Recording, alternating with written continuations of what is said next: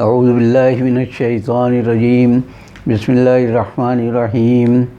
معزز خواتین و حضرات، السلام علیکم ورحمۃ اللہ وبرکاتہ۔ آج ہماری 13ویں بیٹھک ہے اور 2 دن کے عید قرباں یا عید الاضحیٰ کے وقفے کے بعد آج میں ایک بار پھر آپ کی خدمت میں حاضر ہوں۔ عید الاضحیٰ کی جو تعطیلات ہم نے منائی ہیں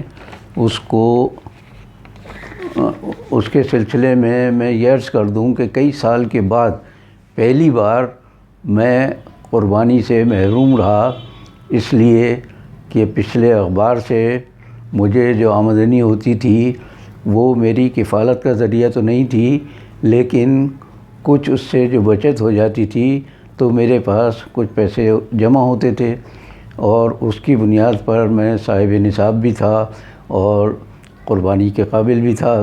اس سال اتفاق یہ ہوا کہ میں نہ صاحب نصاب رہا، اس لیے زکوٰۃ بھی ادا نہیں کر سکا اور قربانی بھی ادا نہیں کر سکا۔ تو یہ عرض صرف اس لیے کیا ہے میں نے کہ آپ کو پتہ چل جائے کہ ہم جو پینشن کی آمدنی سے گزارا کر رہے ہیں ان کو تو اللہ نے کھانے پینے کے وسائل دے دیے ہیں، لیکن جو بیچارے محض اخبار کی آمدنی پر گزارا کر رہے تھے ان کے گھروں پہ کیا گزر رہی ہوگی، یہ تصور ہی میرے لیے کم از کم نہایت ہولناک ہے۔ ہمارا آج کا موضوع خوشامد ہے۔ یہ ایک ایسا موضوع ہے جس پر ہم توجہ دیتے ہی نہیں، حالانکہ یہ اس وقت ہمارے معاشرے میں اس بری طرح سے سرایت کر گیا ہے کہ اس نے ہماری معاشرت کو تباہ کر کے رکھ دیا ہے۔ یہ دیمک کی طرح ہمیں اندر سے چاٹ رہا ہے۔ یہ جو مرض ہے خوشامد کا، اور جس کے لغوی معنی ہیں کسی کی بے جا تعریف کرنا یا چاپلوسی کرنا۔ یہ عادت بد ایسی ہے کہ جو نیچے سے لے کے اوپر تک تمام طبقوں میں محسوس ہوتی ہے اور اس نے ہماری اعلیٰ اقدار کو ملیمیٹ کر دیا ہے۔ اس کے اثرات سب سے زیادہ سیاست میں، ارباب اقتدار و اختیار میں، اس کے بعد ہماری معیشت میں، ہماری معاشرت میں، یہاں تک کہ ہمارے جو مذہبی عناصر ہیں ان میں بھی محسوس ہوتی ہے۔ ہم میں سے ہر شخص محض اپنے ذاتی غرض و غایت مفاد پرستی کے لیے کسی کی تعریف کرتا ہے اور یہ سمجھتا ہے کہ اس سے مجھے کچھ حاصل ہو جائے گا، حالانکہ رزق دینے والا اور اسباب مہیا کرنے والا صرف اللہ تعالیٰ ہے جو رب کائنات ہے۔ اگر ہم ان چھوٹے چھوٹے خداؤں کی پرستش چھوڑ کے، ان کی خوشامد چاپلوسی چھوڑ کر صرف اللہ سے اگر طلب کریں تو ہمیں یقین ہے کہ ان سے کہیں زیادہ ہمیں حاصل ہو سکتا ہے۔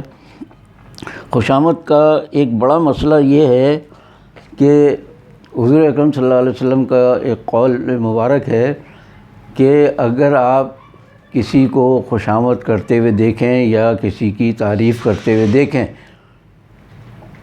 اپنی بھی اگر تعریف کرتے ہوئے دیکھیں تو سامنے والا جو تعریف کر رہا ہے اس کے منہ میں خاک ڈال دیں، اس لیے کہ وہ اس کی نیت اچھی نہیں ہے۔ یہ صحیح مسلم شریف کی حدیث ہے۔ اس کے بعد ایک اور حدیث کے مطابق فاسق کی تعریف پر اللہ تعالیٰ غضب میں آتا ہے اور عرش الہی ہلنے لگتا ہے۔ یہ مشکات کی حدیث ہے۔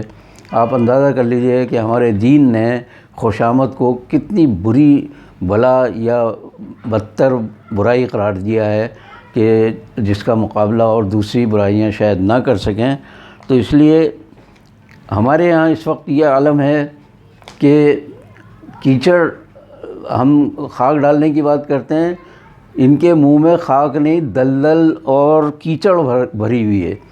اس کیچڑ اور بھری ہوئی دلدل سے یہ جو کچھ ارشاد فرماتے ہیں وہ ظاہر ہے کہ کوئی اچھائی تو ہو نہیں سکتی، اور پھر یہ کہ کوئی اچھا حکم بھی نہیں دے سکتے اگر ارباب اختیار ہیں تو۔ اچھا حکم نہ دینے کی وجہ سے معاشرے میں جو خرابیاں پھیل رہی ہیں، جو غریب اور امیر کا جو معیار بہت زیادہ فرق کے ساتھ نظر آتا ہے، یہ شاید خوشامد کا یہ دروازہ بند ہو جائے تو ممکن ہے کہ اس میں کچھ کمی آ جائے۔ خوشامد جو ہے اس کے بارے میں ایک بات یہ کہی جاتی ہے کہ اس سے ضمیر کا تعلق ختم ہو جاتا ہے۔ انسان کا جب ضمیر مر جاتا ہے تبھی وہ کسی کے اس لیے خوشامد کرتا ہے کہ شاید اس سے مجھے کچھ حاصل ہو جائے. جیسے لوگ بتوں کی پوجا کرتے تھے جو کچھ انسان کو نفع فائدہ نہیں پہنچا سکتے. اسی طرح جھوٹے خدا ہیں جو انسانوں کی صورت میں ہمارے سامنے ہیں, ان کی لوگ تعریفیں کر کے سمجھتے ہیں کہ ہم ان سے بہت کچھ حاصل کر سکیں گے, حالانکہ وہ سب اپنے مطلب کے بندے ہوتے ہیں. وہ خوشامد کرا کے اپنا تو درجہ بلند کرتے ہیں لیکن لوگوں کو کچھ نہیں دیتے. علامہ اقبال نے بہت خوبصورت انداز میں ایک مکڑا اور مکھی کے عنوان سے ایک نظم جو کہی ہے, حالانکہ بچوں کے لیے ہے نظم لیکن بڑوں کے لیے بہت زیادہ سبق آموز ہے, کہ مکڑا جو ہے مکھی کو اپنی جال میں اپنے گھر میں لانے کے لیے ہزار جتن کرتا ہے. جب وہ کسی طرح نہیں مانتی, وہ سمجھ جاتی ہے اس کی چالوں کو, تو آخر کار پھر مکڑا جو ہے وہ خوشامد کا لہجہ اختیار کرتا ہے. تو میں ذرا سا آخری کچھ علامہ اقبال کے اشعار سنا دیتا ہوں اس نظم کے. وہ آخر میں کہتا ہے کہ اس نے کہا بڑی بھی اللہ نے بخشا ہے بڑا آپ کو رتبہ, ہوتی ہے اسے آپ کی صورت سے محبت, ہو جس نے کبھی ایک نظر آپ کو دیکھا, آنکھیں ہیں کہ ہیرے کی چمکتی ہوئی کنیاں, سر آپ کا اللہ نے کلغی سے سجایا, یہ حسن یہ پوشاک یہ خوبی یہ صفائی, پھر اس پہ قیامت ہے اڑتے ہوئے گانا. مکھی نے سنی جب یہ خوشامد تو پسیجی, بولی کہ نہیں آپ سے مجھ کو کوئی کھٹکا, انکار کی عادت کو سمجھتی ہوں برا میں, سچ یہ ہے کہ دل توڑنا اچھا نہیں ہوتا. یہ بات کہی اور اڑی اپنی جگہ سے, پاس آئی تو مکڑے نے اچھل کر اسے پکڑا, بھوکا تھا کئی روز سے اب ہاتھ جو آئی, آرام سے گھر بیٹھ کے مکھی کو اڑایا. تو یہ جو ہمارے اوپر جو لوگ بیٹھے ہوئے ہیں وہ ہمیں عوام کو پھانسنے کے لیے بعض اوقات چاپلوسی کرتے ہیں. انہیں کہتے ہیں جی آپ کی خدمات تو بس آپ کی وجہ سے تو ملک چل رہا ہے یہ, اور عوام اگر ساتھ نہ دیں تو حکومتیں اور باب اختیار کی کوئی حیثیت ہی نہیں ہے.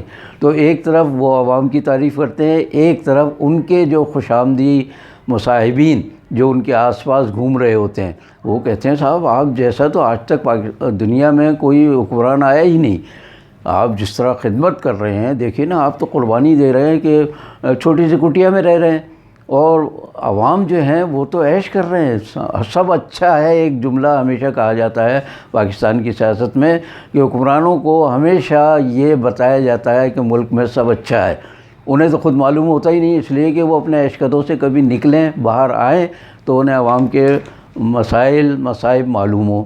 وہ کچھ جانتے ہی نہیں کہ آٹے دال کا بھاؤ کیا ہے, انہیں مفت کا گھر بیٹھے مل جاتا ہے اور بہت عیش کا سامان ملتا ہے, اس لیے وہ عوام کی پرواہ نہیں کرتے.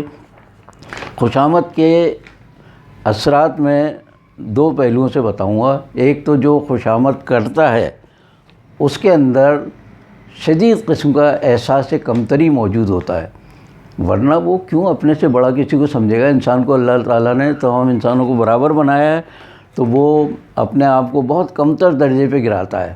پھر اس کے بعد یہ کہ وہ جھوٹ بولتا ہے, اس لیے کہ اس شخص میں خوبی نہیں جو بیان کر رہا ہے. پھر بہتان تراشی کا بھی الزام آ سکتا ہے اس پر, کہ بہتان تراشی کہتے ہیں کسی پر الزام لگانا, تو وہ اچھا الزام لگاتا ہے جو خوبی اس کے اندر موجود نہیں وہ بیان کرتا ہے, تو یہ بھی بہتان تراشی کے زمرے میں آتا ہے.